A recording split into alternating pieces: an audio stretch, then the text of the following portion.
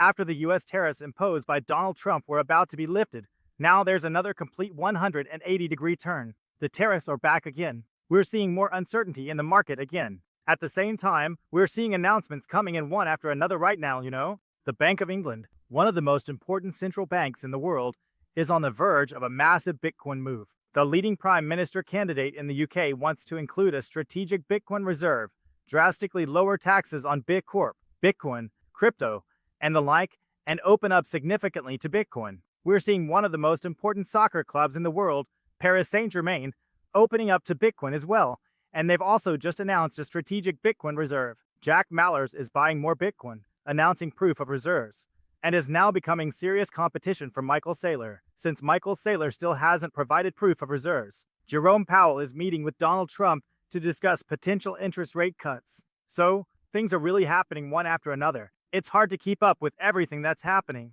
But right now, make sure to hit the like button below so the Bitcoin price can break out as quickly as possible. Anyone who doesn't like this video is partly responsible for Bitcoin's poor performance, but mainly by the time you watch this, things are looking up. It's already starting to look better. In general, things look bullish in the long term anyway, and even in the medium term. You can see everything that's going on in the background here, and the thing is, most people just don't get it. We still have this huge asymmetry. That means we're informed here. We know what's happening. There are massive developments happening behind the scenes, but the mainstream is sleeping through all of it. Let's get started right away with the first announcement. Here in Las Vegas, Panama, or rather, the largest bank in Panama, has just announced that they're going to offer Bitcoin to their customers here. We had the SEC commissioner on stage here, saying they want to create an even more bullish and better environment for Bitcoin and crypto. The next 4 years are going to be really wild here. I said it many times before, regulation is extremely important for Bitcoin to really take hold here. I mean, ideally, there would be no regulation at all. But if we do have regulation, then at the very least, it needs to be very Bitcoin friendly here. Then we have Jack Mallers here, really one after another. He just bought almost $1 billion worth of Bitcoin, for 685 million or so. Well, still a bit short of $1 billion. But in any case, these are massive Bitcoin purchases. And now there's the second big announcement from Jack Mallers, because there was an outcry here. Oh, Michael Saylor isn't doing proof of reserves. That's really bad. And I already told you, if Michael Saylor doesn't do it, then the market will just force him to. Other companies will do it. Bitwise is doing it, and now 21 Capital is doing it too.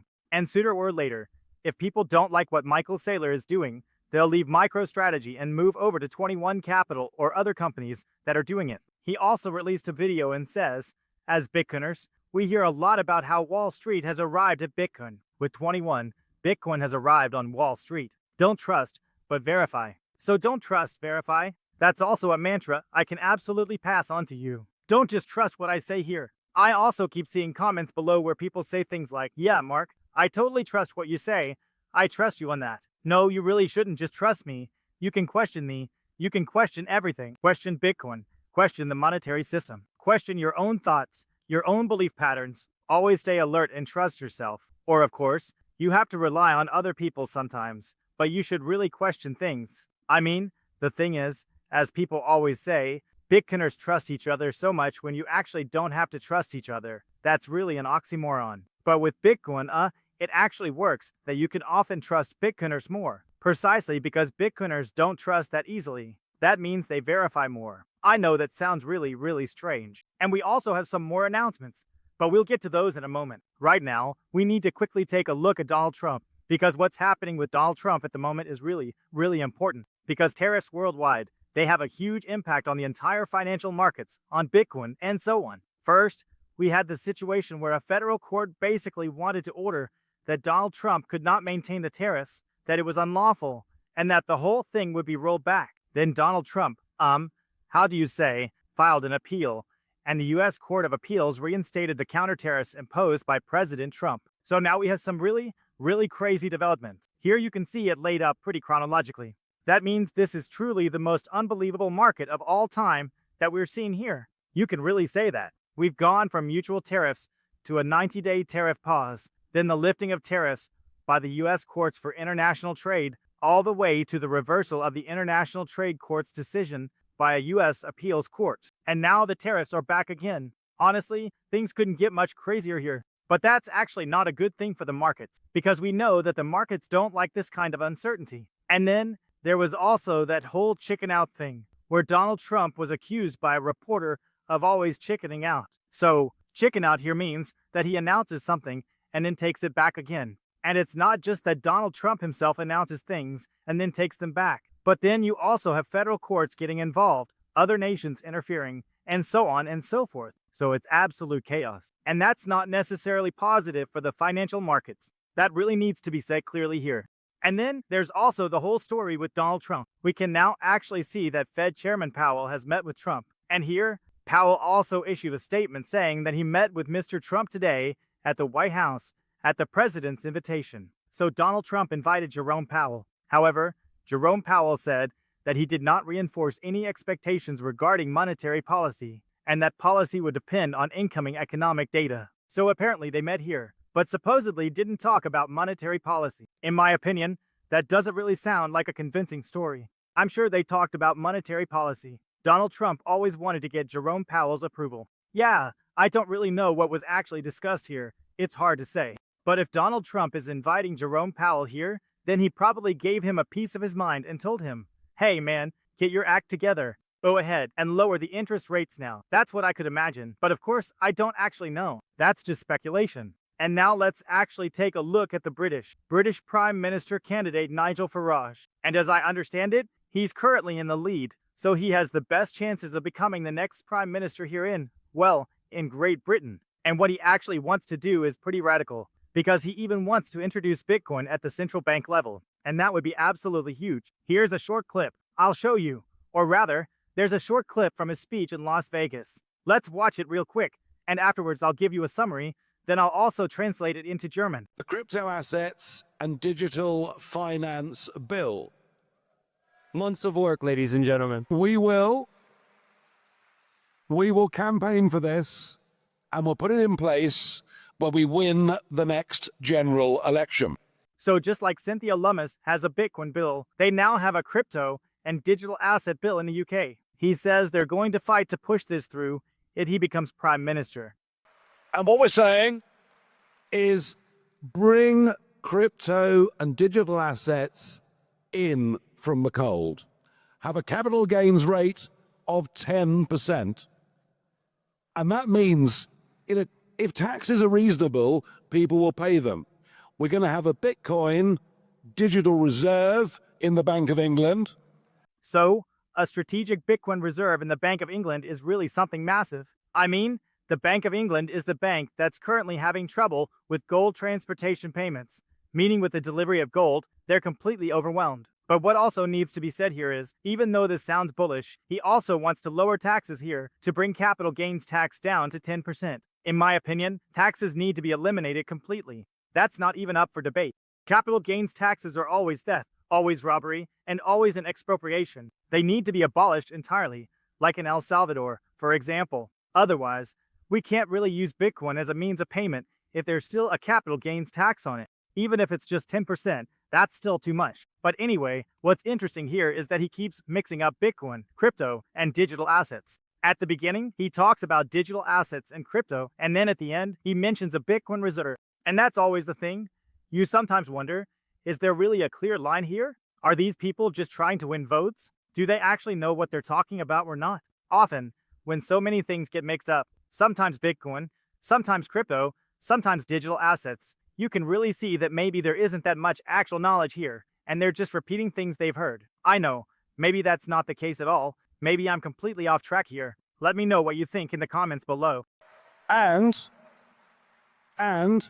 we are going to pass legislation that says that no bank can close your account because you're trading in legal crypto or digital products. No more debanking, ladies and gentlemen. Definitely very, very important here too that debanking is no longer happening and that people can be sovereign over their own assets. That really should be the case everywhere. There are still so many regions, even in parts of Germany, where if you do anything with Bitcoin or crypto, you just get debanked. Just think about that for a second. I'm here by the sea, and I think I'm completely alone on the beach. All the way back there, I have no idea how many kilometers that is. I've walked all the way back there before, and I'd say it's probably 7, 8, 9, maybe even 10 kilometers or so. Now I've come back here again. There's literally not a single soul here on the beach. Just take a look at this. I have to say, the waves are pretty far out right now because the tide is really, really high here. That means you can't really go very far into the sea right now. Now you can see the waves are pretty far out right now, but still, it's pretty nice. Now let's take a look at Paris Saint-Germain. I think that was the club where Ibrahimovic played. Let's check this out now. They've now got a strategic Bitcoin reserve going on here, and I think they also have some kind of crap like that as investors. I'm not even 100% sure about that. At least, I think it used to be that way, that they had some rich investors or something like that. Let me know in the comments. Correct me on what the current situation is. I'm not really up to date with the whole soccer scene anymore. In any case, I found it fascinating that now we don't just have nation states, not just countries, not just companies, not just families, not just individuals. Now the soccer clubs are joining in too. First, PSG, for those who might not know, we're a global club with over 550 million fans around the world, which is an interesting market. Now, PSG has the next generation of fans. We're the club of the new generation. More than 80% of our fan base is actually under 34 years old. Our fan base has already arrived. So when I say that PSG is the club of the new generation, it means that we're about what's next, just like Bitcoin. And one of the things that we as a club, one of the best club in the world right now, we're playing the Champions League final on Saturday. For those of you who want to tune in, we actually, last year, we put Bitcoin in our books. So we took our fiat reserve and we actually allocated Bitcoin. We still have it in our books. And as one of the largest clubs in the world, we're the largest. So, he's basically saying that in Paris, they've apparently had massive Bitcoin holdings for over a year now. They say here that they have 550 million fans worldwide, making them one of the most famous, well-known, and successful clubs. I'm actually going to the Champions League final on Saturday, and it's pretty wild that they're not just planning to buy Bitcoin in the future, but have actually announced that they've been holding Bitcoin for a year already. And I mean, yeah, everyone needs Bitcoin. That's become pretty clear. And now it's playing out as more and more people are realizing it. Anyone who doesn't bet on Bitcoin is going to lose out big time. And why shouldn't a football club get in on it? At some point, even churches will start buying Bitcoin. Pension funds are already buying Bitcoin too. So what other groups are there? Clubs could buy Bitcoin, football clubs, handball, whatever. It makes sense for all kinds of organizations. And I just think it's wild how Bitcoin is becoming more and more mainstream. More and more people are catching on to this. And they're also realizing the leverage effect you get here, because it's basically another tool to attract more fans and to mobilize more people. He also says, we're a next generation club here, and anyone who wants to be part of this new world has to go with Bitcoin. If you want to stay in the old world, you stick with fiat, you stick with slavery, you stick with coercion. But if you stand for freedom, decentralization, and self-sovereignty, then you go with Bitcoin. So guys, if you still want to buy Bitcoin, then check out 21 Bitcoin. Here you can buy Bitcoin easily, safely, and simply. And with a Bitcoin hotel, you can still get up to 20% off the fees when buying Bitcoin. I'm going to go for a swim now, and then go for a run. See you guys. Peace out.